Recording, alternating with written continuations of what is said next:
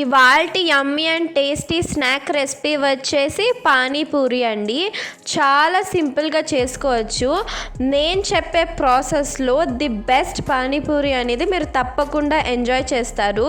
మీకు ఇలాంటి వీడియో అనేది ఎక్కడ యూట్యూబ్లో దొరకదు. నేను చెప్పే ప్రాసెస్లో తప్పకుండా ట్రై చేయండి. ఇది నా ఓన్ ప్రాసెస్ అనమాట.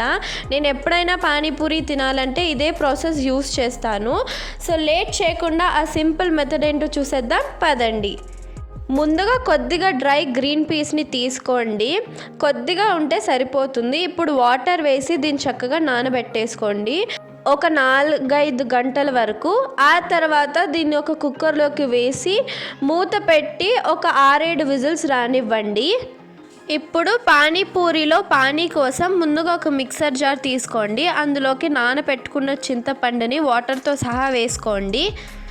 అలాగే మీ కారానికి తగినట్లుగా పచ్చిమిరపకాయలు తీసుకోండి. నేను 1 వేస్తున్నాను. అలాగే ఒక గుప్పెడంత కొత్తిమీరను కూడా వేసుకుంటున్నాను.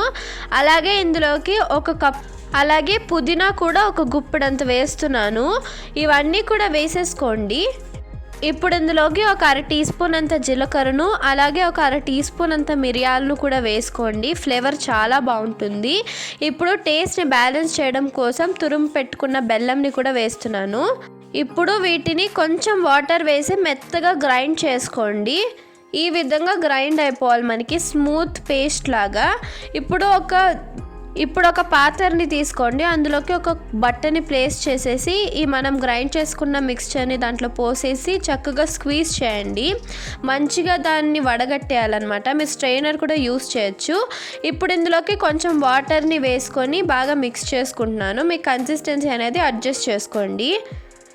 ఇప్పుడు ఒక 1/4 టీ స్పూన్ అంత కారం పొడిని వేసుకోండి, జస్ట్ లైట్గా. అలాగే కొద్దిగా గరం మసాలాని వేసుకోండి.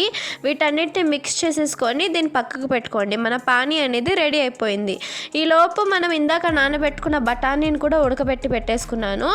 అలాగే కుక్కర్లోకి ఒక 5 నుంచి 6 బంగాళదుంపల్ని కూడా బాగా కుక్ చేసి పెట్టాను, ఒక 4-5 విజిల్ వచ్చేంత వరకు. ఇప్పుడు వాటర్ అంతా ఆన్ చేసి దీన్ని చక్కగా పీలప్ చేసేసుకోండి. అలాగే బాగా మ్యాష్ చేసేసుకోండి స్మూత్గా.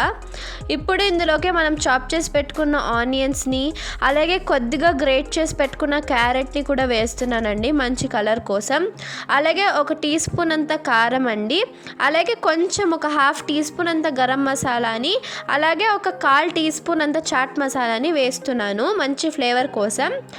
ఇందాక మనం పెట్టుకున్న బఠానీలను కూడా వేసేసుకోండి. వేసుకొని బాగా మిక్స్ చేసేసుకోండి మొత్తం మసాలాలన్నీ పట్టేలాగా. సో మన స్టఫింగ్ అనేది కూడా రెడీ అయిపోయింది పానీపూరిలోకి. చివరిగా కొంచెం కొత్తిమీరని వేసి ఇంకోసారి మిక్స్ చేసి పక్కకు పెట్టుకోండి. మన స్టఫింగ్ కూడా రెడీ అయిపోయింది. ఇప్పుడు పైన గార్నిష్ కోసం నేను ఆనియన్స్ అలాగే కొత్తిమీరని కొంచెం చాప్ చేసి పెట్టుకున్నాను. ఇప్పుడు బయట సూపర్ మార్కెట్స్లో దొరికే పానీపూరిని తీసుకొచ్చానండి. సో వీటిని ఆయిల్లో డీప్ ఫ్రై చేస్తున్నాను బాగా గోల్డెన్ బ్రౌన్ కలర్ వచ్చేంత వరకు. ఇలా బాగా పొంగిన తర్వాత మనం ఒక పాత్రలోకి తీసి పక్కకు పెట్టుకున్నాను. నేను రెడీమేడే వాడుతున్నానండి. మీకు కానీ హోమ్మేడ్ పానీపూరి రెసిపీ కావాలంటే కింద కామెంట్ సెక్షన్లో నాకు చెప్పండి, నేను తప్పకుండా వీడియో అప్లోడ్ చేస్తాను. ఇప్పుడు మనం ఇందాక ఫ్రై చేసి పెట్టుకున్న పూరీలోకి ఒక స్మాల్ హోల్ లాగా చేసి మనం తయారు చేసి పెట్టుకున్న స్టఫింగ్, ఆనియన్స్ అవన్నీ కూడా వేసుకొని పానీ వేసుకొని ఎంజాయ్ చేయండి. తప్పకుండా ట్రై చేయండి. Thank you for watching. Please like, share and subscribe to my channel. Bye bye.